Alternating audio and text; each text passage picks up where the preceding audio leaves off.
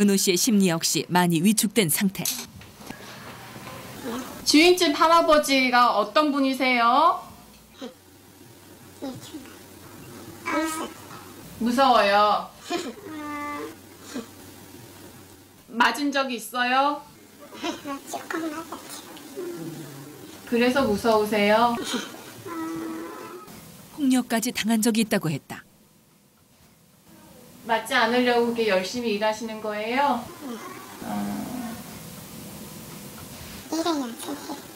일을 열심히 하셔야 돼요? 억압되고 이제 부적절하게 대우받은 것이 이제 좀 자꾸 위축하게 만들었을 수가 있을 것 같아요. 맞지 않기 위해 은호 씨는 하루 종일 노인이 시키는 대로 움직이는 길을 택했다. 단 한 번도 큰 소리로 말해본 적이 없는 은호 씨. 앞으로 신체 기능을 강화시키는 재활 치료와 더불어 지속적인 상담 치료를 통해 잃어버린 자신을 되찾게 될 것이다. 그날 오후 뜻밖의 반가운 손님이 찾아왔다. 다름 아닌 은호 씨의 친고모라고 했다. 고모의 깜짝 방문에 금방 얼굴이 환해진 은호 씨.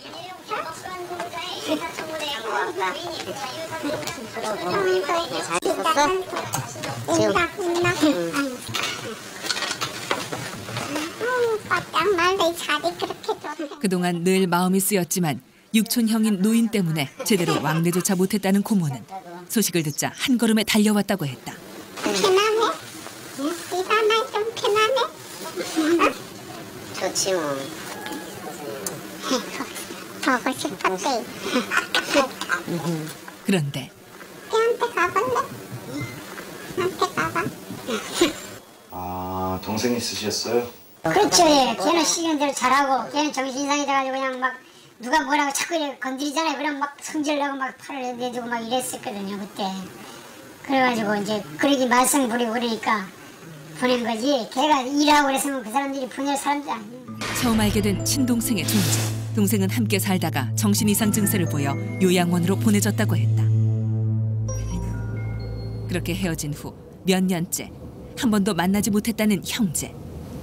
동생을 만나러 가는 길. 그렇게 한참을 달려 한 요양시설에 도착했다. 잘생겼네. 아, 닮았어요?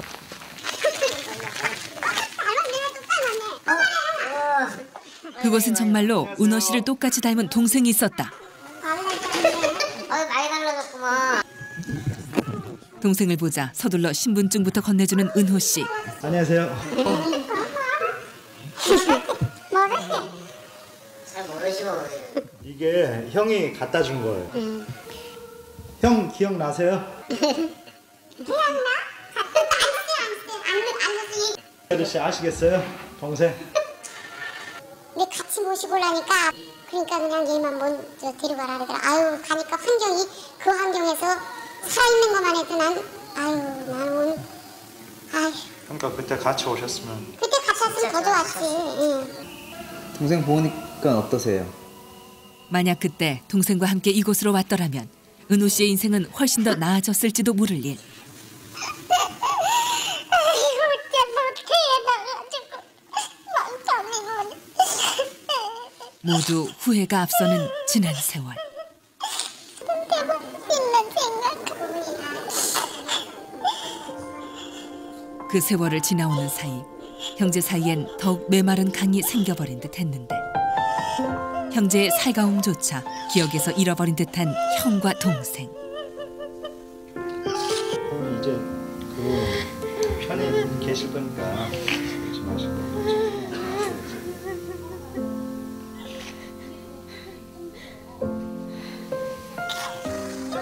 짧은 만남을 뒤로하고 돌아가는 길.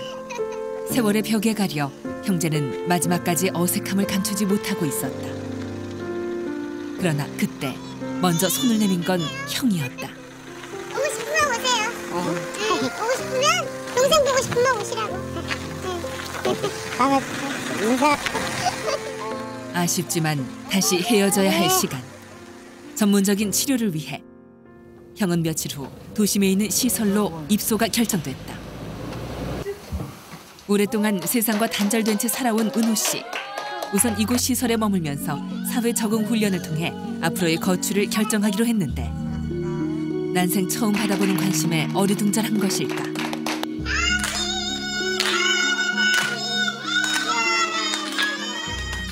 하지만 모두가 모여 환영의 노래를 불러주자 은호 씨의 얼굴에도 서서히 환한 미소가 번지기 시작했다.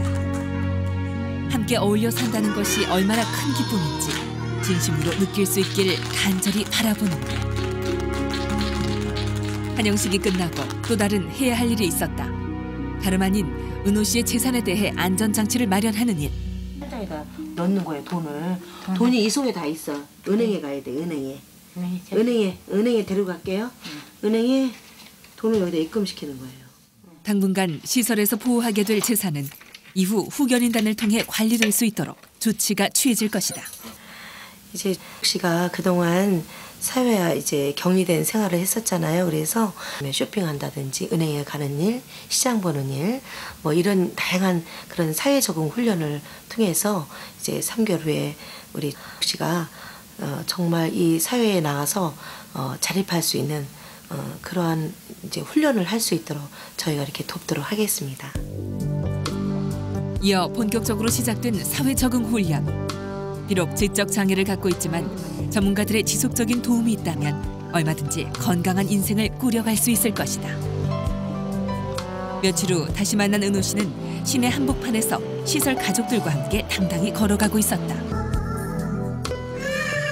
시설 가족들끼리 꼭 시간을 내 찾는다는 노래방. 큰 소리 내어 노래 부르는 사람들이 마냥 부러운 듯한데. 그런데 바라만 보던 은호 씨가 갑자기 마이크를 잡았다. 그리고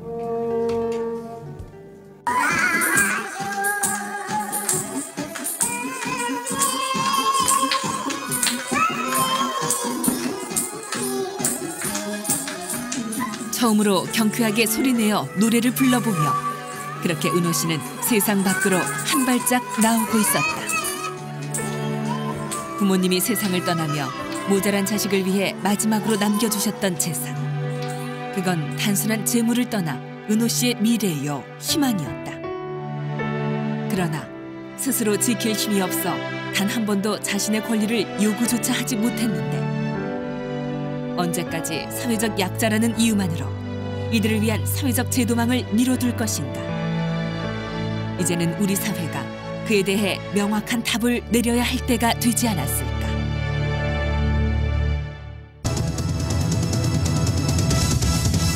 집에 있는데 못 들어가는 거 같더라고요. 옆에 누구야? 오빠?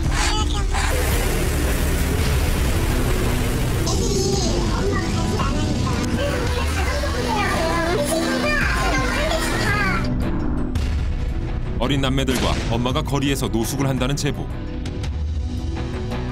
아이들에게 길거리는 집이자 놀이터가 되고 있다는데 거리에 온갖 위험에 노출되어 있는 어린 남매들과 엄마를 도와달라는 이웃들의 SOS가 전해졌다. 초등학생 아이들 셋과 거리에서 생활한다는 엄마에 대한 제보. 그런데 이 가족에겐 버젓이 집까지 있다고 하는데요.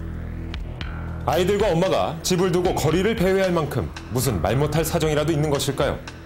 현장으로 SOS가 긴급 출동합니다.